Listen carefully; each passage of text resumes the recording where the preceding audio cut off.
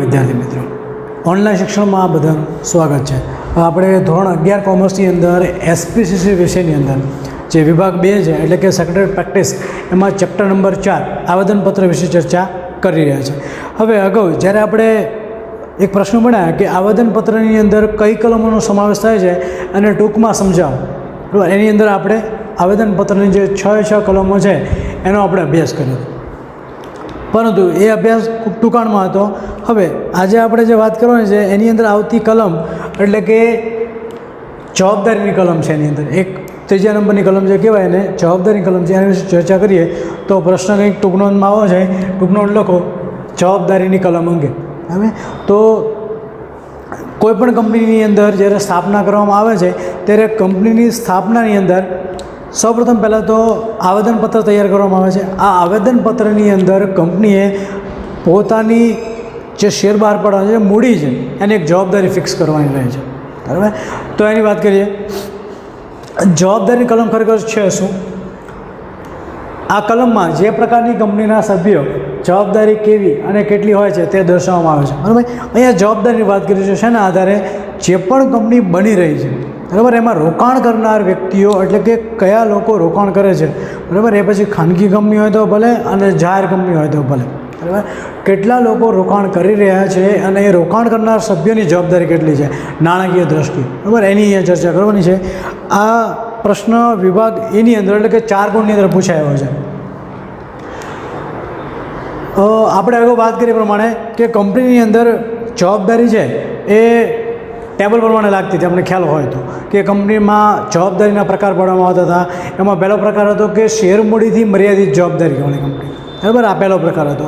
ત્યાર પછી આપણે જોયું હતું કે બાંહેધરીથી મર્યાદિત જવાબદારીવાળી કંપની, બરાબર, જેને શેર મૂડી બહાર ન પડી હોય. એના પછી તરત આવતો હતો કે બાંહેધરીથી મર્યાદિત જવાબદારી કંપની જેને શેર મૂડી બહાર પાડી હોય, ટેબલ C લાગુ પડે છે, આપણે જોઈ ગયા. એના પછી આપણે જોઈ ગયા કે અમર્યાદિત જવાબદારી કંપની જેને શેર બહાર ન પાડ્યા હોય, અને છેલ્લે અમર્યાદિત જવાબદારી કંપની જેને શેર મૂડી બહાર પાડી હોય એવી કંપનીમાં ટેબલ નંબર E લાગુ પડે, બરાબર. આપણે ટેબલનો અભ્યાસ કર્યો હતો અને ટેબલમાં કંપનીનો પ્રકાર અને એ પ્રમાણેનું કંપની દ્વારા 2013નું ટેબલ એની ચર્ચા કરી હતી. તો આ એના વિશેના એ પ્રશ્નના અનુસંધાનની અંદર જ હવે પહેલાં જવાબદારી શું કહેવાય એની આપણે ચર્ચા કરીએ. જવાબદારી એ સભ્યોની વાત છે. હવે ધારો કે આ કોઈ કંપની છે, આ કોઈ કંપનીની શેર મૂડી છે, તો આ શેર મૂડીમાં રોકાણ કરનાર છે એ કોણ હોય? શેરધારકો. શેરધારકો એટલે કે રોકાણકર્તા, રોકાણ કરનાર,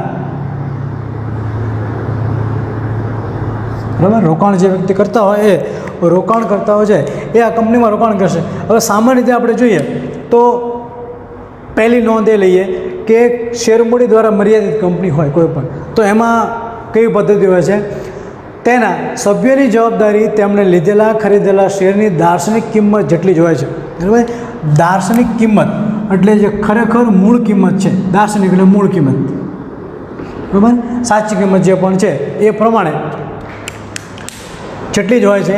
ટૂંકમાં સભ્યોની જવાબદારી મર્યાદિત હોય છે. શેરમૂડી દ્વારા મર્યાદિત કંપનીમાં તેના સભ્યોની જવાબદારી મર્યાદિત હોય છે તેમ આવેદનપત્રમાં સ્પષ્ટ રીતે લખવું પડે છે, બરાબર. આપણે આવેદનપત્રમાં લખવાનું આપણે પ્રકાર પ્રમાણે લખવાનું છે, બરાબર.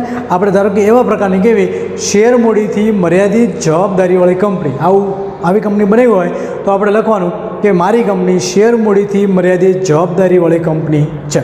હવે આમાં કેવું બને કે જ્યારે રોકાણ કરો એટલે કે જે લોકો શેરમાં રોકાણ કરશે, આવી કંપનીમાં જે લોકો રોકાણ કરશે એમાં દાખલા તરીકે અહીંયા શેર મૂડી છે, 10 લાખ રૂપિયાની શેર મૂડી આપણે કંપનીની અંદર ધરાવેલી છે.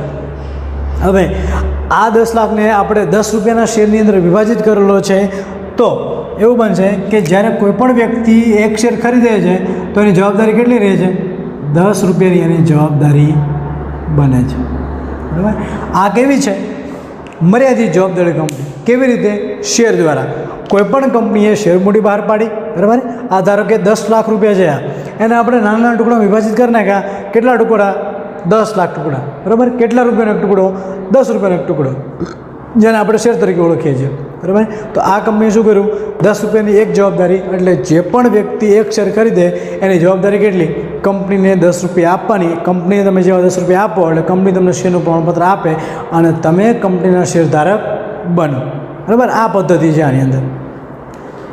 બરાબર, આ પહેલી પદ્ધતિ છે કે શેરમૂડી દ્વારા મર્યાદિત કંપની. હવે કોઈ પણ કંપની જે શેરમૂડી દ્વારા મર્યાદિત હોય એને પોતાની કંપનીની અંદર એટલે પોતાની મૂડીની જે વાત હોય મૂડીની કલમની અંદર તો એની અંદર આ વિગતો લખવી પડે કે ભાઈ મારી કંપની છે એ શેરમૂડીથી મર્યાદિત જવાબદારી કંપની છે.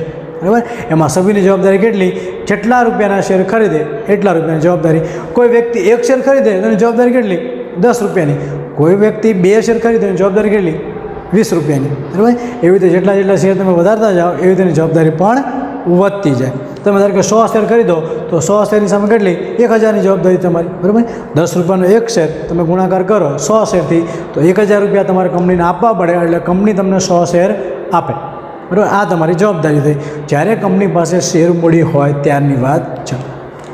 બરાબર, આગળ છે કે બાંહેધરી દ્વારા મર્યાદિત કંપની.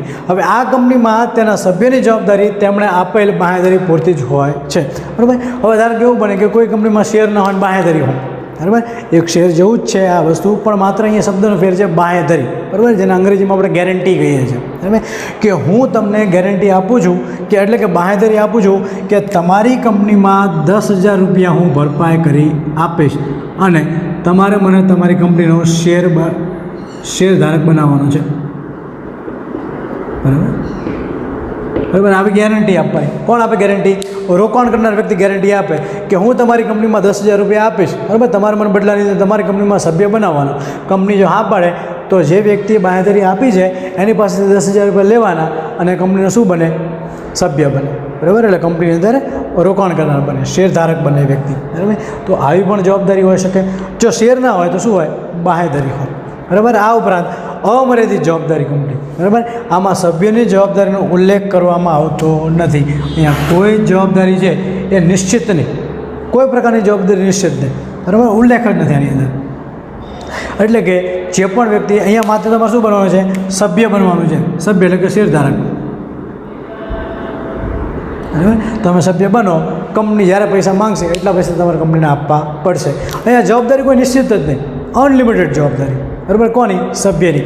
માત્ર તમારે નામ નોંધાવવાનું કે મારે તમારી કંપનીમાં સભ્ય બનવું છે એના માટે મારી આટલી ગેરંટી. બરાબર, કોઈ ગેરંટી નિશ્ચિત નહીં કોઈ પ્રકારની, પણ હા તમે જ્યારે પૈસા માંગશો ત્યારે પૈસા તમને આપીશ. આવા પ્રકારની કંપની પણ હોય છે. એના પછી શેરમૂડી દ્વારા મર્યાદિત જવાબદારી કંપની, જેમાં કંપનીની શાખ ટકાવી રાખવા અને શેરમૂડી સરળતાથી મળી રહે તે માટે નિયમનપત્રમાં જોગવાઈ હોય તો કંપનીના સંચાલકો અને મેનેજિંગ ડિરેક્ટરની લેખિત સંમતિ મેળવી તેમની જવાબદારી મર્યાદિત રાખી શકાય છે. બરાબર, હવે ક્યારેક એવું બને કે કંપનીની અંદર જે કંપનીના મેનેજિંગ ડિરેક્ટરો છે કે સંચાલકો છે એમની તમારે જવાબદારી મર્યાદિત કરવી હોય તો તમે નિયમનપત્રમાં કે આવેદનપત્રની અંદર જોગવાઈઓ મૂકી એટલે કે કલમોની અંદર લખાણ કરી અને એમની જવાબદારી તમે મર્યાદિત કે અમર્યાદિત રાખી શકો છો. બરાબર, કારણ કે કંપનીની અંદર જે વહીવટ કરતા લોકો હોય, સંચાલકો હોય એ તો એક તો નાણાં રોકશે. બરાબર, પહેલી વાત એ. હવે એમને પણ અનલિમિટેડ નાણાં રોકવાના છે. બીજા નંબરની અંદર એમને વહીવટ પણ કરવાનો છે, કંપનીમાં કામ પણ કરવાનું છે. એક મુખ્ય કંપનીના સંચાલક કે વડા તરીકે એમને કામ કરવાનું છે. તો એવા સમયે કદાચ એવું કરવું હોય આપણે કે કંપનીના જે મેનેજિંગ ડિરેક્ટર છે અથવા તો કંપનીના સંચાલકો છે એમની જવાબદારી આપણે મર્યાદિત કરવી હોય તો એક ઠરાવ પસાર કરી અને વિગતો લખીને એ આપણે મર્યાદિત કરી શકીએ છીએ. કેવી કંપનીમાં? અમર્યાદિત જવાબદારીવાળી કંપનીમાં. અને છેલ્લે આવે છે એકલ વ્યક્તિની કંપની. બરાબર, હવે એકલ વ્યક્તિની કંપની શું છે? એને કહેવાય 1 પર્સન કંપની.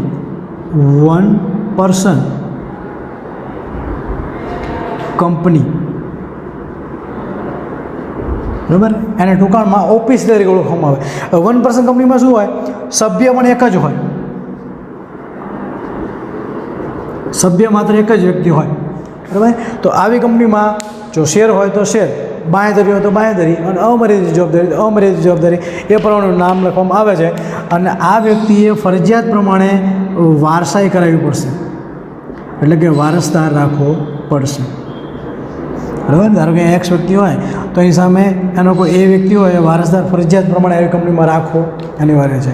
તો આ છે આપણી મૂડીની કલમ, જવાબદારીની કલમ. હવે આ જવાબદારીની કલમની અંદર આટલી વિગતો. અને આના શેરની કિંમત પરથી અને શેરની સંખ્યા પરથી આપણે ખ્યાલ આવે કે આપણે કેટલા શેર ખરીદ્યા છે અને એ પ્રમાણે આપણે કેટલા શેરના પૈસા કંપનીને આપવાના છે. બરાબર, એને આપણે જવાબદારીની કલમ કહીશું. બરાબર, તો આ વિગતો છે. એના પછી પ્રશ્ન નંબર 10 પર આગળ વધીએ. ટૂંકનો લેખ છે મૂડીની કલમ. બરાબર. હવે જ્યારે કંપનીની અંદર જવાબદારી તમને સ્પષ્ટ થાય કે ભાઈ મારે મર્યાદિત જવાબદારી રાખવી છે કે અમર્યાદિત રાખવી છે.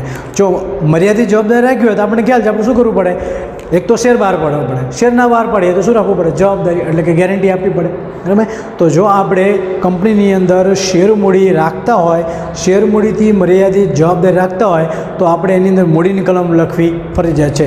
તો આ પ્રશ્ન સાથે સંકળાયેલો પ્રશ્ન છે એ શેર મૂડીની અંદર જે મૂડી આવે છે એની કલમની વાત છે. તો આ કલમમાં કંપનીની મૂડી કેટલી છે અને તે કયા પ્રકારના શેરમાં વહેંચાયેલી છે તેની વિગતો દર્શાવવામાં આવે છે. મર્યાદિત કંપનીમાં મૂડીની કલમ ફરજિયાત છે. બરાબર. જે કંપની મર્યાદિત છે એટલે કે જે વ્યક્તિ કંપનીમાં રોકાણ કરે છે એને ખબર છે કે મારે આટલા જ પૈસા ભરવાના છે કંપનીની અંદર અને મને શેર મળશે કાં તો મને બાંહેધરી મળશે, તો એને કહેવાય મર્યાદિત જવાબદારી. બરાબર. પણ પહેલાંમાં શું હોય, તમે ખ્યાલ જ ના હોય, ગમે ત્યારે કંપની ખોટ કરે, તમારે પૈસા માંગે તો તમારે પૈસા આપવા પડે. બરાબર. તો આ પ્રકારની જવાબદારી છે કે જ્યારે કંપનીમાં મર્યાદિત જવાબદારી હોય ત્યારે જ મૂડીની કલમ આવશે. જો કંપની અમર્યાદિત જવાબદારીવાળી હોય તો આપણે મૂડીની કલમનો ઉલ્લેખ કરવાનો જ નથી. બરાબર. આ અગત્યની વસ્તુ છે. હવે સૌપ્રથમ પહેલાં તો શેરમૂડીથી મર્યાદિત કંપનીમાં શેરમૂડીની રકમ અને તે કેટલા પ્રકારના શેરમાં વહેંચાયેલી છે, તે શેરની કેટલી કિંમત છે તે બતાવવી પડે. હવે તમે જ્યારે શેરમૂડી બહાર પાડી રહ્યા હો તો આપણે એમ કહીએ કે 10 રૂપિયાનો એક શેર પ્રતિ શેર. બરાબર. હવે કંપની કદાચ એવું કર્યું હોય કે એક 10 રૂપિયાનો શેર બહાર પાડ્યો હોય, બીજો એક 100 રૂપિયાનો શેર પણ બહાર પાડ્યો હોય, 100 રૂપિયા પ્રતિ શેર. આવા કંપનીએ 1 લાખ શેર બહાર પાડ્યા હોય,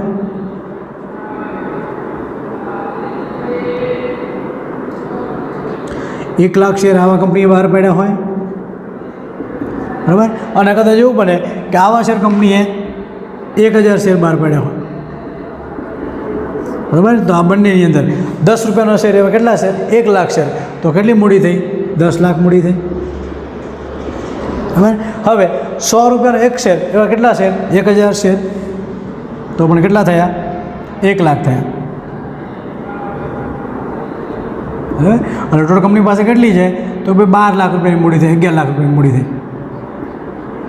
બરાબર. તો 11 લાખની મૂડી કેટલા શેરમાં વહેંચાયેલી છે, 2 પ્રકારના શેરમાં, એક 10 રૂપિયાના શેરમાં વહેંચાયેલી છે અને બીજી કઈ તો ભાઈ 100 રૂપિયાના શેરમાં વહેંચાયેલી છે. બરાબર. આ બંને વચ્ચે તફાવત છે. હવે આગળ આપણે શેરના પ્રકારો ભણીશું. એની અંદર મુખ્ય પ્રકાર એક આવશે ઇક્વિટી શેર અને પ્રેફરન્સ શેર. ઇક્વિટી શેર અને પ્રેફરન્સ શેર. બરાબર. આ 2 પ્રકારના શેર મુખ્ય આવે છે. એનો અભ્યાસ આપણે આગળના ચેપ્ટરમાં આવશે ત્યારે કરીશું. બાકી તમને શેરના પ્રકારો કહે તો 2 પ્રકાર, ઇક્વિટી શેર અને પ્રેફરન્સ શેર. પછી એની અંદર પાછા 10 રૂપિયાનો એક ઇક્વિટી શેર અથવા તો 100 રૂપિયાનો એક ઇક્વિટી શેર કંપની એવું પણ બહાર પાડી શકે છે. બરાબર. તો એ પ્રમાણે જે પણ હોય, 10 રૂપિયાનો શેર હોય તો 10 રૂપિયાનો શેર લખવાનો, 100 રૂપિયાનો એક શેર હોય તો 100. કંપની બંને બહાર પાડ્યા હોય તો બંનેનો ઉલ્લેખ આપણે અહીંયા કરવાનો છે પહેલા મુદ્દાની અંદર. બીજા મુદ્દામાં વાત કરીએ તો બાંહેધરીથી મર્યાદિત કંપનીમાં દરેક સભ્ય કેટલી બાંહેધરી આપે છે તે સ્પષ્ટ રીતે દર્શાવવું પડે. બરાબર. ઉદાહરણ તરીકે બાંહેધરીથી મર્યાદિત જવાબદારી કંપની છે, એક વ્યક્તિ પાસેથી જવાબદારી બાંહેધરી એટલે કે ગેરંટી છે એ 10,000 રૂપિયાની લેવાની છે. બરાબર. તો આપણે લખવાનું આવી કંપનીની મૂડીની કલમની અંદર લખવાનું કે મારી કંપની બાંહેધરીથી મર્યાદિત જવાબદારીની કંપની છે, જ્યાં કોઈપણ વ્યક્તિ રોકાણ કરવા માંગતો હોય એને 10,000 રૂપિયા કંપનીને આપવાની બાંહેધરી આપવાની. બરાબર. આવું હોય તો તમારે લખવાનું સ્પષ્ટ પ્રમાણે જે તે રકમ હોય એનો ઉલ્લેખ સ્પષ્ટ રીતે કરવાનો. ખ્યાલ આવે રોકાણકર્તાને કે જો હું આવી કંપનીમાં શેરમાં રોકાણ કરીશ એટલે કે જવાબદારી બાંહેધરી આપીશ તો મારે કેટલા પૈસા કંપનીને આપવા પડે એનો પૂરતો ખ્યાલ આવી જાય. એના પછી જો કંપની બાંહેધરીથી મર્યાદિત હોય તેમજ તેની શેરમૂડી હોય તો આવી કંપનીએ 2 મૂડીની કલમ રાખવાની. બરાબર. એક તો કંપની શેરમૂડીથી મર્યાદિત પણ છે અને પછી બાંહેધરી પણ છે. બરાબર. તો એને કેવી 2 કલમો રાખવાની, એક બાંહેધરીને લગતી કલમ અને બીજી શેરમૂડીને લગતી કલમ. બરાબર. આ અવારનવાર પ્રશ્ન પૂછાતો હોય છે કે એક વાક્યની અંદર કે જો કંપની બાંહેધરીથી મર્યાદિત હોય અને એને પાછા શેર બહાર પડ્યા હોય તો એને કેટલી કલમો હોય તો 2 કલમો, એક તો બાંહેધરીની કલમ અને બીજી કઈ મૂડીની કલમ. બરાબર. એટલે શેરમૂડીની પણ આપેલી હોય અને બાંહેધરીની બંને કલમો આપેલી હોય એની અંદર. અને એના પછી છેલ્લે જો એકલ વ્યક્તિ કંપની હોય તો ભરણું ભરનારના મૃત્યુ પછી કોણ સભ્ય થશે તે બતાવવું પડે છે. બરાબર. એટલે જો અહીંયા કંપનીની અંદર કારણ કે એ વ્યક્તિએ કંપની ખોલી હોય, બરાબર, અને એનું મૃત્યુ થાય તો કોઈ એક્સ નામનો વ્યક્તિ છે એની વારસ ફરજિયાત કરવાની છે. બરાબર. ફરજિયાત પ્રમાણે જે વ્યક્તિ છે એની વારસાઈ કરવાની થાય છે. જો તમે વારસાઈ ન કરો બરાબર તો આ વ્યક્તિ છે એ ઓટોમેટિક ખતમ થઈ જશે, કારણ કે એની અંદર સભ્ય જે છે એ યાદ સભ્ય કોઈ છે જ નહીં બરાબર. એટલે ફરજિયાત પ્રમાણે આવી કંપનીમાં વારસાઈ કરવી અનિવાર્ય છે. એ પછી બાંહેધરીથી મર્યાદિત કંપની હોય, એને શેર બહાર પાડ્યા હોય અથવા ન બહાર પાડ્યા હોય, કે અમર્યાદિત જવાબદારી કંપની હોય, દરેક કંપનીએ ફરજિયાત પ્રમાણે શેર મૂડી બહાર પાડવી જરૂરી છે બરાબર. તો આ બંને પ્રશ્નો છે. પ્રશ્ન નંબર 9 ટૂંકનોંધ છે જવાબદારીની કલમ, અને પ્રશ્ન નંબર 10 ટૂંકનોંધ છે મૂડીની કલમ. આ બંને પ્રશ્નો એકબીજાથી સંકળાયેલા છે, એટલે આ બંને પ્રશ્નો આપણે આપણી ફેરબુકની અંદર વ્યવસ્થિત લખી રાખીશું બરાબર. આ બંને પ્રશ્નો વિભાગ એની અંદર 4 ગુણની અંદર મોટાભાગે પૂછાતા હોય છે બરાબર. જય ગુરુદેવ અસ્તુ. વિદ્યાર્થી મિત્રો, ઓનલાઈન શિક્ષણમાં બધાનું સ્વાગત છે. હવે આપણે ધોરણ 11 કોમર્સની અંદર એસપીસીસી વિષયની અંદર ચેપ્ટર નંબર 4 જે વિભાગ 2ની અંદર આવે છે આવેદનપત્ર, એની ચર્ચા કરી રહ્યા છીએ. અગાઉના લેક્ચરની અંદર વિડીયોની અંદર આપણે જવાબદારીની કલમ અને મૂડીની કલમ વિશે આપણે ટૂંકનોંધ ભણી ગયા. હવે આપણે જ્યારે મૂડીની કલમ વિશે ટૂંકનોંધ ભણ્યા તો મૂડીની કલમ આપણને ખ્યાલ હોવો જોઈએ કે કોઈપણ કંપની કે જે પોતે શેરમૂડી બહાર પાડી રહી હોય કે ન બહાર પાડી રહી હોય બરાબર. જો શેરમૂડી બહાર પાડી રહી હોય તો એવી કંપનીએ ફરજિયાત પ્રમાણે મૂડીની કલમ છે એ લખવી પડે, એટલે કે મૂકવી પડે. અને જો કંપની બાંહેધરીથી મર્યાદિત જવાબદારી કંપની હોય તો એણે પણ મૂડીની કલમ રાખવી અનિવાર્ય છે બરાબર. જો બંને હોય તો આપણે બંને કલમો દર્શાવીએ છીએ, બાંહેધરી વાળી કલમ અને શેરમૂડીવાળી કલમ બરાબર. બંને આપણે એનો ઉલ્લેખ કરીએ છીએ. હવે આપણે જોઈએ આગળ પ્રશ્ન નંબર 11ની અંદર તો મૂડીની કલમમાં કેવી રીતે ફેરફાર થઈ શકે છે બરાબર. અહીંયા અવારનવાર પ્રશ્ન 4 ગુણની અંદર પૂછાતો હોય છે વિભાગ એની અંદર કે જો આપણે મૂડીની કલમમાં કોઈ ફેરફાર કરવો હોય, આવેદનપત્રમાં મૂડીની કલમમાં ફેરફાર કરવો હોય તો કેવી રીતે અને કયા કાયદા અનુસાર કરી શકીએ. તો સૌપ્રથમ કંપની ધારા 2013ના કાયદાઓ છે એના અંતર્ગત આપણે શેરમૂડીની અંદર ફેરફાર કરી શકીએ બરાબર.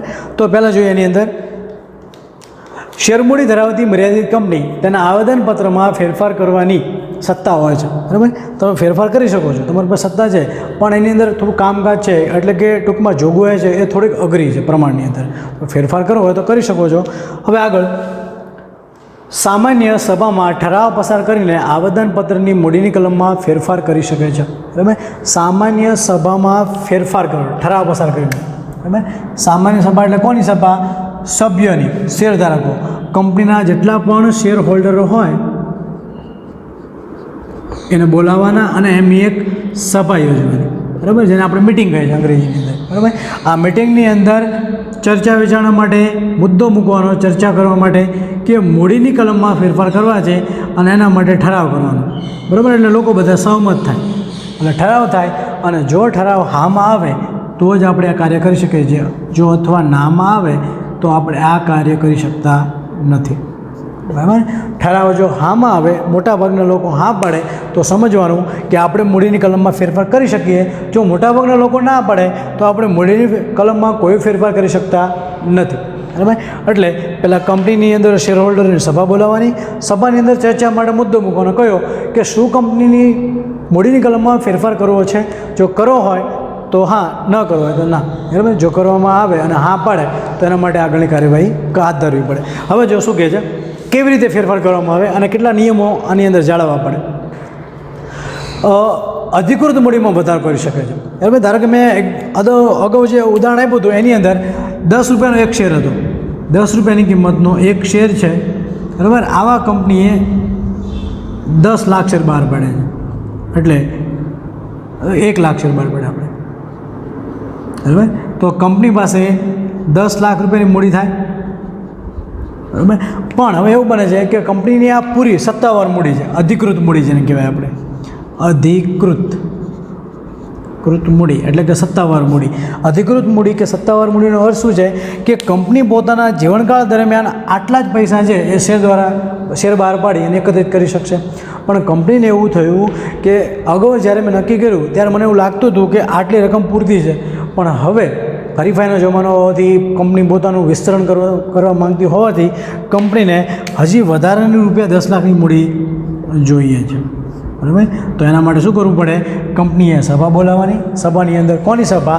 શેર હોલ્ડરોની. એટલે જે લોકોએ આ 10 લાખ રૂપિયાના શેરમાં રોકાણ કર્યું છે એ બધાને બોલાવવાના અને એની સભા યોજવાની, એમાં ચર્ચા કરવાની કે કંપની પાસે જે હાલમાં અત્યારે 10 લાખ રૂપિયાની મૂડી છે એ મૂડી કંપનીને ઓછી પડે છે અને કંપનીએ પોતાનું કારખાનું વધારવું હોવાથી અથવા 1 યુનિટ વધારવાનું હોવાથી, ઉત્પાદન ક્ષમતા વધારવાની હોવાથી એને વધુ નાણાંની જરૂરિયાત છે. એટલા માટે કંપની વધારે મૂડી મેળવવા માંગે છે. જો બધા સભ્યો એટલે કે શેર હોલ્ડરો હા પાડે તો આપણે મૂડીમાં વધારો કરી શકીએ છીએ. આને કહેવાય અધિકૃત મૂડીમાં વધારો કર્યો. બરાબર. તો કંપની નક્કી કરે ત્યારે આપણે અધિકૃત મૂડીમાં વધારો કરી શકીએ છીએ. એના માટે આપણે પ્રોસિજર કઈ કરવાની? શેર હોલ્ડરની સભા બોલાવવાની, એની અંદર ચર્ચા વિચારણા માટે મુદ્દો મૂકવાનો અને જો હા પડે તો કાર્ય કરવાનું છે. એટલે કે અધિકૃત મૂડીમાં વધારો કરી શકે છે. બીજો મુદ્દો જોઈએ. શેરનું એકત્રીકરણ કરીને મોટી કિંમતના શેરમાં તેનું રૂપાંતરણ કે નાની કિંમતના શેરોમાં તેનું વિભાજન કરવાનું છે. બરાબર. હવે કેવી રીતે વિભાજન થાય છે? તો ખૂબ સામાન્ય વસ્તુ છે કે જ્યારે કોઈ પણ કંપની છે એ શેર મૂડી બહાર પાડી રહી હોય ત્યારે એને એક શેર નક્કી કર્યા છે કિંમતની અંદર. બરાબર. પ્રમાણની અંદર વાત કરું કે 10 રૂપિયાનો એક શેર. બરાબર. હવે કેટલા શેર કંપનીએ બહાર પાડ્યા છે? 1 લાખ શેર બહાર પાડ્યા. બરાબર. તો શેર મૂડી કેટલી થઈ? શેર મૂડી ટોટલ 10 લાખ રૂપિયા શેર મૂડી થઈ. બરાબર. કંપની પાસે હાલમાં શેર મૂડી જે 10 લાખ રૂપિયા છે, બરાબર, 10 રૂપિયાનો એક શેર એવા 1 લાખ શેર બહાર પાડે છે. તો 10 લાખ શેર મૂડી છે. હવે કંપનીને એમ થાય છે કે આ બધા શેર જે છે એની કિંમત ખૂબ ઓછી છે. બરાબર. ખૂબ જ ઓછી કિંમત છે. તો શું કરવાનું? બજારમાંથી જેટલા પણ શેર કંપનીએ બહાર પાડ્યા હોય એ પાછા મંગાવી લેવાના. બરાબર. એટલે એનું એકત્રીકરણ કર્યું કહેવાય. બધા શેર પાછા મંગાવી લેવાના. બરાબર. સામાન્ય રીતે ઉદાહરણ આપું તો એમ કહેવાય કે ભાઈ 100ની નોટો બજારમાં ખૂબ વધી ગઈ છે. બરાબર. અર્થતંત્રની વાત કરીએ તો બજારની અંદર 100ની નોટ ખૂબ વધી ગયો. બરાબર. હવે એમ લાગે કે 100ની નોટ વધારે છે તો તમે ખીચામાં મૂકો તો એની સામે જો કદાચ 1000ની નોટ હોય તો 100ની નોટ 10 હોય અને સામે 1000ની એક નોટ હોય. બરાબર. સરખું થાય, એનું મૂલ્ય એક સરખું કહેવાય. તો શું કરવામાં આવે સરકાર દ્વારા કે 100ની નોટ જેટલી પણ હોય પાછી ખેંચી લેવામાં. એમ કહેવામાં આવે કે જેટલા પણ લોકો બસ 100ની નોટ છે એ બેંકમાં જમા કરી જાઓ તો સામે તમને 100ની નોટની સામે તમને 1000ની નોટ મળશે. બરાબર. એટલે કે 10 નોટની સામે 1000 રૂપિયા તમને મળશે. એવી રીતે નક્કી કરવામાં આવે. તો શું થાય કે જે બજારની અંદર 100 રૂપિયાની નોટનું પ્રમાણ છે એ ઓછું થઈ જશે ધીમે ધીમે અને પ્રમાણ શેનું વધશે? ધીમે ધીમે 1000ની નોટનું પ્રમાણ વધી જશે. બરાબર. એટલે શું થાય કે લોકો પાસે જે રાખવાની પોકેટમાં રાખવાની કેપેસિટી છે વધી જાય ધીમે ધીમે. એટલે પ્રમાણ ઘટાડવાનું છે ટૂંકમાં. બરાબર. નોટોનું પ્રમાણ. બરાબર. સામાન્ય વસ્તુ છે કે 1000 રૂપિયાની એક જ નોટ હોય. બરાબર. અને સામે 100 રૂપિયાની એવી 10 નોટ જોઈએ તમારે.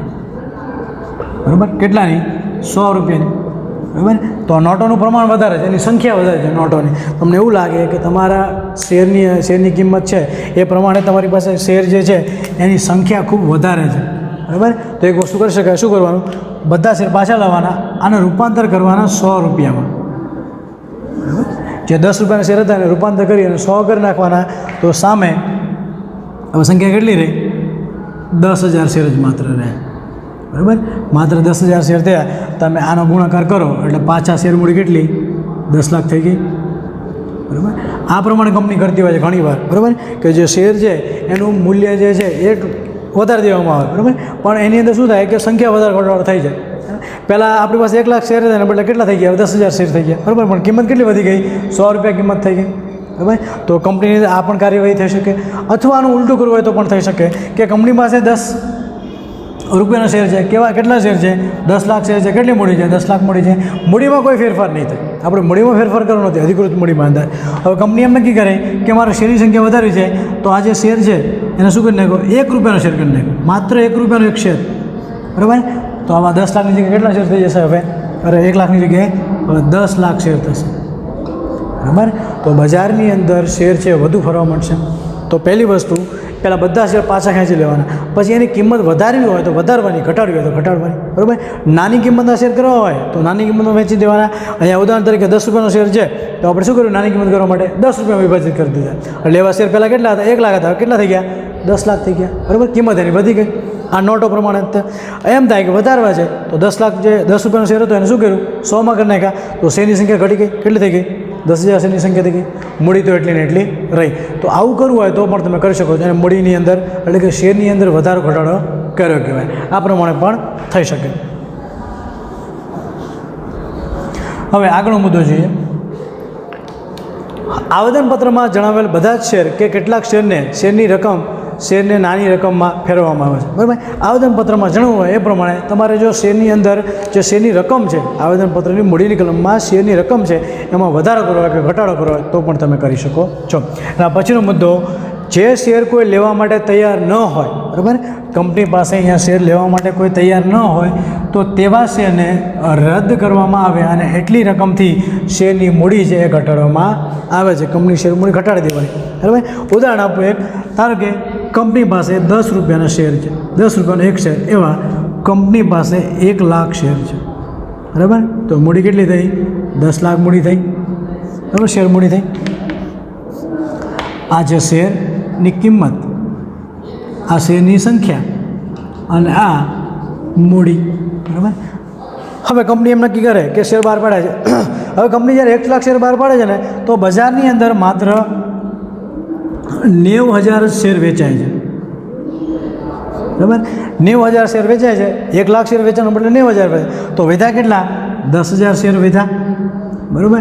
આ 10,000 શેર છે એ લોકો એટલે કે જાહેર જનતા ખરીદવા માટે તૈયાર જ નથી. બરાબર. એને ખરીદવા જ નથી લોકોને. આ કંપનીની અંદર વધારાના શેર ખરીદવા માટે લોકોની ઈચ્છા જ નથી. બરાબર. તો આપણે શું કરવું પડે? 90,000 શેરે પહોંચવાનું. 10,000 શેર લોકો ખરીદતા નથી તો આને આપણે રદ કરી નાખવાના.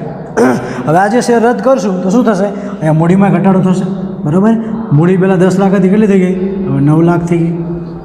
બરાબર. ખૂબ જ લોજિકલ વસ્તુ છે. એટલે તમે જ્યારે તમારી પાસે જે શેર પડ્યા હોય એ કંપનીના લોકો કે કંપની બહારના લોકો કોઈ પણ ખરીદવા માટે તૈયાર ન હોય તો તમારે એટલા જે શેર છે એ રદ કરી નાખવાના અને પ્રમાણની અંદર એટલી મૂડી છે એ પણ ઓછી થઈ જાય. બરાબર. આગળ છેલ્લો મુદ્દો છે, શેર મૂડીથી મર્યાદિત કંપની કે બાંહેધરીથી મર્યાદિત કંપનીમાં ખાસ ઠરાવ પસાર કરીને શેર મૂડીમાં ઘટાડો કરી શકાય. આની સાથે જ અદાલતમાં અરજી કરવી પડે અને તે મંજૂર થયે આ ઘટાડો અમલમાં આવે છે.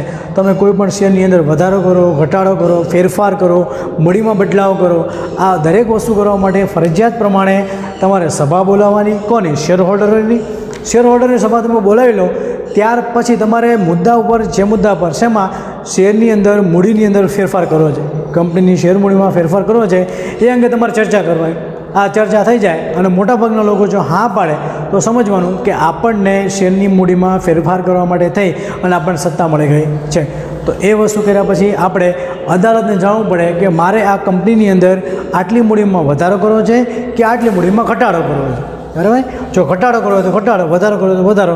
આ ઘટાડો કે વધારો જો અદાલત માન્ય રાખે તો જ એનો અમલ કરી શકો છો, બાકી અમલ થઈ શકે નહીં. જો અદાલત ના પાડે કે ના ભાઈ શેરની મૂડીમાં વધારો ઘટાડો કરવાનો નથી તો તમે કરેલી બધી મહેનત છે એ પાણીમાં જશે. બરાબર. એટલે સૌપ્રથમ પહેલાં તમારે અદાલત પાસે મંજૂરી લેવાની. જો અદાલત હકારમાં હોય તો જ તમે શેરની કિંમતમાં ઘટાડો કરી શકો છો અથવા તો મૂડીમાં ઘટાડો કરી શકો છો. હવે આ પ્રશ્ન ખૂબ જ યોગ્ય છે અને એ પ્રમાણે પ્રશ્ન નંબર 11 એટલે કે મૂડીની કલમમાં કેવી રીતે ફેરફાર કરવો એના માટે આપણને મૂડીની કલમ શું છે એનો આપણને ખ્યાલ હોવો જોઈએ. તો આ પ્રશ્ન આપણે પ્રશ્ન નંબર 11 મૂડીની કલમમાં કેવી રીતે ફેરફાર થઈ શકે છે એ મથાળા નીચે આપણે જવાબ વ્યવસ્થિત ફેરબુકની અંદર લખીશું. હવે બાજુમાં આવીએ પ્રશ્ન નંબર 12 એટલે એ પણ ટૂંકનો છે. તો સ્થાપનાની કલમની વાત છે અહીંયા. બરાબર. મૂડીની કલમ જે છે આ મૂડીની કલમની અંદર આપણે એને ફેરફાર કર્યા પછીનો પ્રશ્ન જે પ્રશ્ન નંબર 12 છે એ સ્થાપનાની કલમનો છે. સૌપ્રથમ પહેલાં આપણે આવેદનપત્ર પર પાછા આવીએ. તો આવેદનપત્રની અંદર ટોટલ 6 કલમો છે. બરાબર. એમાં પહેલી કલમ છે નામની કલમ, બીજી છે એ રજિસ્ટર ઓફિસની કલમ છે, ત્રીજી કલમ છે જવાબદારીની કલમ છે, ચોથી કલમ છે મૂડીની કલમ અને પાંચમી કલમ છે એ સ્થાપનાની કલમ છે. બરાબર. આ સ્થાપનાની કલમની અંદર એટલે કે કંપની ધારા 2013 અંતર્ગત જ્યારે કોઈપણ કંપની સ્થાપવામાં આવે છે તો એણે સ્થાપનાની કલમ રાખવી પડે. તો આ સ્થાપનાની કલમ છે શું ખરેખર? બરાબર. તો કંપનીની સ્થાપનાની કલમ છે એ 2 રીતે વિભાજિત થાય છે. એક તો જાહેર કંપની માટે, જાહેર કંપની, અને બીજું ખાનગી કંપની. બરાબર. આને આપણે કેવી દ્રષ્ટિએ ભાગ પાડ્યા છે કે જાહેર કંપનીની અંદર શું છે કે ગમે એટલા લોકો આની અંદર રોકાણ કરી શકે છે, પણ ખાનગી કંપનીની અંદર ગમે તેટલા લોકો રોકાણ કરી શકતા નથી. એની અંદર માત્ર મહત્તમ 200 લોકો રોકાણ કરી શકે છે, એથી વધારે લોકો રોકાણ કરી શકતા નથી. એટલા માટે ખાનગી કંપની કહે છે. અને જાહેર કંપનીમાં ઉપરની કોઈ પણ સંખ્યા નિશ્ચિત હોતી નથી. બરાબર. તો શું છે આ કલમને સ્થાપનાની કલમ, જોડાણની કલમ, સંઘની કલમ કે સહીની કલમ તરીકે ઓળખવામાં આવે છે. હવે તમને પૂછશે એક વાક્યના પ્રશ્નની અંદર કે સ્થાપનાની કલમને બીજા કયા નામથી ઓળખવામાં આવે છે, તો સ્થાપનાની કલમને ભરણાની કલમ, સંઘની કલમ, સહીની કલમ અને તેમજ સ્થાપનાની કલમથી ઓળખવામાં આવે છે. આના 4 અલગ અલગ પ્રકારના નામ છે. તમે કોઈ પણ નામ લખો ચાલશે, પણ ઘણીવાર એક વાક્યની અંદર પ્રશ્ન પૂછાય છે કે સ્થાપનાની કલમને બીજા કયા કયા નામોથી ઓળખવામાં આવે છે. બરાબર. એક વાક્યની અંદર તમે 3-4 મુદ્દાઓ કે 3-4 નામ છે યાદ રાખો તો એક ગુણ તમને આરામથી મળી જશે. હવે જો આની અંદર શું છે, જાહેર કંપની માટે ઓછામાં ઓછા 7 વ્યક્તિઓ, બરાબર, ઓછામાં ઓછા 7 વ્યક્તિઓ આવી કંપની ખોલવા માટે કંપનીના જે આવેદનપત્ર છે એમાં સહી કરવા જોઈએ. બરાબર. ઓછામાં ઓછા 7 વ્યક્તિઓ, જો તમે જાહેર કંપની ખોલવા માંગતા હોય તો ઓછામાં ઓછા 7 વ્યક્તિઓ ભેગા થઈ અને કાયદાકીય માન્ય કાર્ય માટે, બરાબર, કાયદાની દ્રષ્ટિએ જે કાર્ય માન્ય છે એવા કાર્ય માટે તમે કંપનીની સ્થાપના માટે ઓછામાં ઓછા 7 વ્યક્તિઓને ભેગા કરી અને આની અંદર સહી કરાવી શકો છો. બરાબર. એ લોકો બાંહેધરી આપે કે તમે જે પણ શેર ખરીદો કે કહેશો એ અમે ખરીદીશું. બરાબર. અત્યારે શેર ખરીદવાનું નથી, પણ તમે જ્યારે કહેશો ત્યારે અમે આ શેર ખરીદીશું એવું આ લોકો વચન આપે છે, કબૂલાત કરે છે. બરાબર. તો આ જાહેર કંપનીની વાત છે. આગળ, જ્યારે ખાનગી કંપનીમાં ઓછામાં ઓછી 2 વ્યક્તિઓ, બરાબર, અહીંયા ઓછામાં ઓછી કેટલી વ્યક્તિઓ છે, 2 વ્યક્તિઓ સહી કરે. કંપનીના આવેદનપત્રની અંદર 2 વ્યક્તિઓ સહી કરે, બરાબર, તો એ ખાનગી કંપની બની જાય છે. શાના માટે કે કોઈ પણ કંપનીની સ્થાપના કરવા માટે, કાયદેસરનું કામ કરવા માટે થઈ અને કંપની બનાવો. અને ખાનગી કંપની હોય તો 2, જાહેર કંપની હોય તો 7 લોકો. કંપનીના સભ્યો કંપનીના સ્થાપનાની ઈચ્છા રાખે છે. બરાબર. સ્વાભાવિક વસ્તુ છે કે કંપનીના જે સભ્યો છે એમને એમ થાય કે આપણે કંપનીની સ્થાપના કરીએ, કારણ કે પ્રમોટકો કે પ્રવર્તકો છે એ જ કંપનીના સાચા માલિકો છે અને એમને પણ શરૂઆતની કંપનીમાં રોકાણ કર્યું હોય છે શેરની અંદર, અને તેઓએ તેમના નામ સામે દર્શાવેલ શેર ખરીદવાની કબૂલાત આપી હોય છે. બરાબર. અહીંયા એવું લખેલું હોય કે 7 અહીંયા એથી માંડી અને જે પણ લોકો હોય એ પોતે અહીંયા કબૂલાત કરે. બરાબર. અહીંયા 7ની અંદર ધારો કે એક્સ અને વાય 2 વ્યક્તિઓ ભેગા થઈ અને નક્કી કરે કે આપણે ખાનગી કંપની ખોલવી જાય તો એમના નામની સામે કબૂલાત હોય. હવે કબૂલ કરે કે ભાઈ અમે આ કંપનીની અંદર આટલા શેર ખરીદીશું, અને એક્સ અને વાય બંને વચન આપે કે હું આ કંપનીમાં આટલા શેર ખરીદીશ, જ્યારે કંપની માંગશે ત્યારે નાણાં આપીશ. બરાબર. જે પણ એની મૂડીની જવાબદારી હોય એ પ્રમાણે. અને 7 વ્યક્તિમાં પણ એવી રીતે હોય જ્યારે જાહેર કંપની હોય ત્યારે. અને તેઓને તેમના નામ સામે દર્શાવેલ શેર ખરીદવાની કબૂલાત આપી છે તેની જાહેરાત કરીને સહી કરે છે. બરાબર. સામે સહી પણ કરે અને જાહેરાત પણ કરે કે હું આ કંપનીમાં રોકાણ કરવા માટે તૈયાર છું, હું કંપનીનો પહેલો સભ્ય બન્યો છું.